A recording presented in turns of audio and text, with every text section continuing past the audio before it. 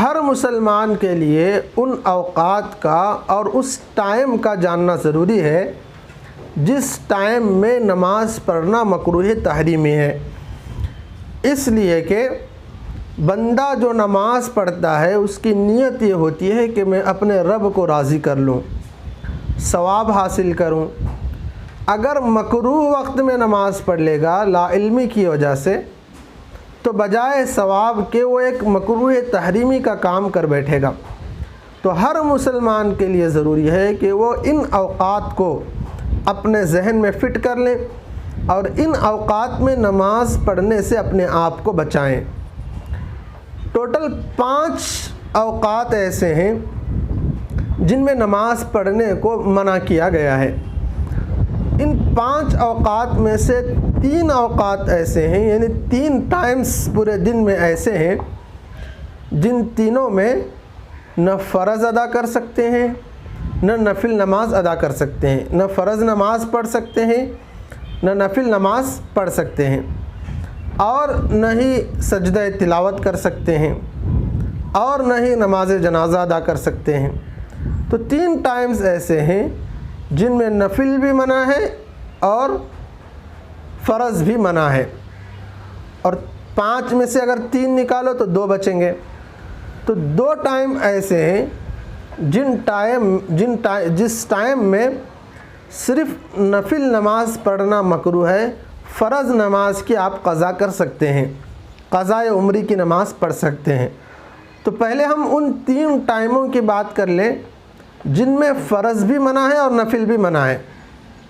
ان میں سے پہلا ٹائم طلوع شمس کا وقت، یعنی جب سورج طلوع ہو رہا ہوتا ہے، اگر اس کو ہم اپنی زبان میں اپنے لینگویج میں سمجھ لیں، جب فجر کا وقت ختم ہوتا ہے، فجر کا وقت ختم ہونے اس کے ساتھ ہی طلوع شمس کا وقت چالو ہوتا ہے کہ اب سورج طلوع ہو رہا ہے، سورج نکل رہا ہے۔ تو یہ جو ٹائم ہے طلوع شمس کا ٹائم، اس ٹائم میں نہ آپ فرض پڑھ سکتے ہیں نہ نفل پڑھ سکتے ہیں۔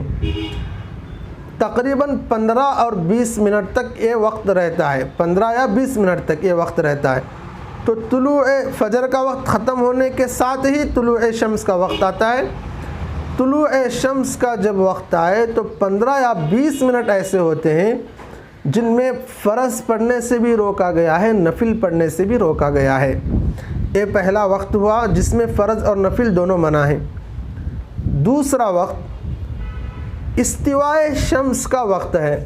استوائے شمس یہ عربی لفظ ہے، ہمارے یہاں کی زبان میں اگر بولیں، جب سورج طلوع ہوتا ہے تو سورج طلوع ہوتے ہوتے ہوتے ہوتے ایک دم بیچ سینٹر میں پہنچتا ہے سورج، ایک ایسے پوائنٹ پر سورج جا کر پہنچتا ہے جہاں پر پہنچنے کے بعد سورج اب اوپر نہیں چڑھتا، یعنی اوپر چڑھتے چڑھتے چڑھتے چڑھتے ایک پوائنٹ پر پہنچتا ہے جہاں سے پھر وہ اوپر نہیں چڑھتا، بلکہ اس پوائنٹ پر پہنچنے کے بعد سورج اب نیچے آنا شروع ہوتا ہے۔ تو جو دن کا ٹائم ہے اس میں سورج کے 2 حصے بنا لیں، ایک حصہ اوپر چڑھنے کا ہے اور دوسرا حصہ نیچے اترنے کا ہے۔ جس ٹائم میں سورج اس سینٹر پوائنٹ پر پہنچتا ہے جہاں پر پہنچنے کے بعد سورج نیچے اترنا شروع ہوتا ہے، تو اس سینٹر پوائنٹ میں پہنچنے کے وقت کو استوائے شمس کہتے ہیں عربی میں، یعنی جب سورج عین بیچ میں ہو، بیچ سینٹر میں پہنچ جائے تو استوائے شمس کہتے ہیں۔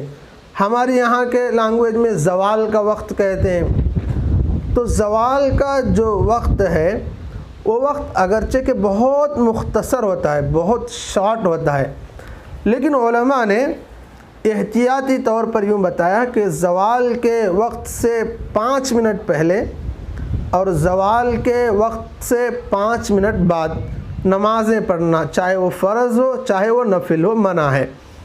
آپ یوں سمجھیں کہ ظہر کا وقت شروع ہو رہا ہے 1 بجے اور ظہر کا وقت شروع ہوتا ہے زوال شمس کے بعد ہی، یہ ذہن میں آپ رکھ لیں۔ تو جو مکروہ وقت ہے اس مکروہ وقت کو سمجھنے کا آسان طریقہ یہ ہے کہ آپ اوقات الصلاح میں دیکھ لیں کہ ظہر کا وقت کب شروع ہو رہا ہے۔ مثلا 1 بجے ظہر کا وقت شروع ہو رہا ہے تو 1 بجنے سے پہلے کے جو 10 منٹ ہیں، یعنی 12:50 سے ٹھیک 1 بجے تک کا جو 10 منٹ کا وقفہ ہے، اس وقفے کو زوال کا وقت سمجھیں گے اور اس وقت میں نماز پڑھنے سے بچیں گے۔ امید کرتا ہوں کہ آپ کو سمجھ میں آ رہا ہوگا مسئلہ، یعنی زوال کو سمجھا رہا ہوں میں۔ زوال ٹھیک 12 بجے ہی نہیں ہوتا، بلکہ موسم کے اعتبار سے زوال کا وقت بدلتا رہتا ہے۔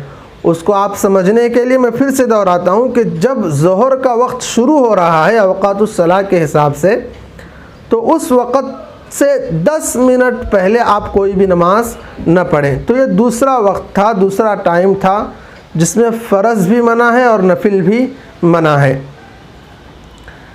تیسرا وقت جس میں فرض بھی منع ہے اور نفل بھی منع ہے، یعنی فرض نماز بھی نہیں پڑھ سکتے، نفل نماز بھی نہیں پڑھ سکتے، وہ عصر کے بعد کا وقت ہے۔ یعنی عصر کے فوراً بعد کا نہیں، بلکہ عصر کے بعد جب سورج زرد ہو جاتا ہے، پیلا ہو جاتا ہے، سورج کے پیلا ہو جانے کے بعد سے سورج کے ڈوبنے تک کا جو وقت ہے، سورج کے پیلا ہو جانے کے بعد سے لے کر سورج کے ڈوبنے تک کا جو مختصر سا وقت ہے، یہ وقت ایسا ہے کہ اس میں نہ آپ فرض پڑھ سکتے ہیں اور نہ ہی نفل نماز پڑھ سکتے ہیں۔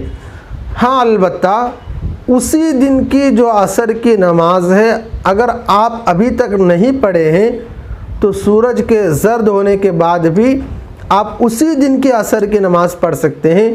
کوئی اور نماز، کوئی اور قضا نماز یا کوئی اور نفل نماز نہیں پڑھ سکتے۔ اسی دن کی جو عصر کی نماز ہے، سورج کے زرد ہونے تک انتظار کرنا بھی ایک گناہ ہے، یعنی اتنی تاخیر کرنا گناہ ہے، اتنی تاخیر نہیں کرنی چاہیے۔ البتہ اگر کسی کی تاخیر ہو گئی ہے، اب وہ نماز پڑھنا چاہتا ہے تو اسی دن کے عصر کی نماز پڑھ سکتا ہے۔ تو بہرحال 3 اوقات ایسے ہیں جس میں نہ نفل نماز پڑھ سکتے ہیں نہ فرض نماز پڑھ سکتے ہیں، جس کا تذکرہ میں نے آپ کے سامنے کر دیا۔ ان تینوں اوقات کے علاوہ 2 وقت اور ہیں جن دونوں وقتوں میں صرف نفل نماز پڑھنا مکروہ ہے۔ اگر آپ فرض نماز جو آپ کی چھوٹ گئی ہے یا قضائے عمری کی نماز ہے، آپ اس وقت میں قضائے عمری تو پڑھ سکتے ہیں لیکن نفل نماز نہیں پڑھ سکتے۔ وہ 2 وقت ہیں، ان میں سے پہلا وقت ہے فجر کی سنتوں کے بعد سے، یعنی فجر کا جو وقت ہے، فجر کی سنتوں کے بعد سے سورج کے نکلنے تک، یعنی اشراق تک کا جو وقت ہے، فجر کے وقت سے لے کر اشراق تک کا جو وقت ہے، اس وقت میں آپ کوئی بھی نفل نماز نہیں پڑھ سکتے سوائے فجر کی سنتوں کے۔ یعنی آپ نے فجر کی نماز کی سنتیں پڑھ لیں تو بس یہی ہے۔ اس وقت میں آپ دوسری اگر نفل نماز پڑھنا چاہتے ہیں تو نہیں پڑھ سکتے۔ ہاں البتہ اس وقت میں قضائے عمری کی یا فرض نماز جو آپ کی قضا ہوئی ہے وہ پڑھ سکتے ہیں۔ دوسرا وقت جس میں صرف نفل نماز پڑھنا مکروہ ہے وہ ہے عصر کے بعد کا وقت، یعنی عصر کی نماز کے ادا کرنے کے بعد سے لے کر سورج کے غروب ہونے تک کوئی بھی نفل نماز ادا کرنا مکروہ تحریمی ہے۔ اب آپ کو کنفیوز ہو گیا ہوگا کہ اس سے پہلے میں بھی وہی مسئلہ آیا کہ سورج کے زرد ہونے کے بعد سے غروب شمس تک نہ فرض پڑھ سکتے ہیں نہ نفل پڑھ سکتے ہیں، اور اب بھی وہی وقت بتا رہے ہیں۔ تو اس میں سمجھنے کی بات یہ ہے کہ فرض اور نفل دونوں کا مکروہ ہونا سورج کے زرد ہونے کے بعد سے غروب شمس تک ہے، اور صرف نفل کا مکروہ ہونا عصر کی نماز ادا کرنے کے فوری بعد سے شروع ہو جاتا ہے، فوری بعد سے۔ اسی طرح فجر میں بھی آپ لے لیں کہ فجر میں جو فرض اور نفل دونوں مکروہ بتایا گیا، وہ طلوع شمس کے بعد سے لے کر اشراق کے وقت تک فجر فرض اور نفل دونوں مکروہ ہیں۔ اب جو بتایا جا رہا ہے صرف نفل کے مکروہ ہونے کا وقت، وہ فجر کے وقت سے لے کر پورا اشراق کا وقت شروع ہونے تک کا وقت ہے۔ اس میں تھوڑا سا فرق ہے، سمجھنے کی بات ہے۔ تو امید کرتا ہوں کہ آپ کو یہ مسئلہ سمجھ آ گیا ہوگا۔ اگر آپ کو سمجھ نہیں بھی آیا ہے تو آپ کمنٹ باکس میں ضرور پوچھ سکتے ہیں، انشاءاللہ کوشش کروں گا آپ کو سمجھانے کی۔ اللہ تبارک و تعالی ہمیں دین اسلام کا صحیح علم نصیب فرمائے۔ السلام علیکم ورحمۃ اللہ وبرکاتہ۔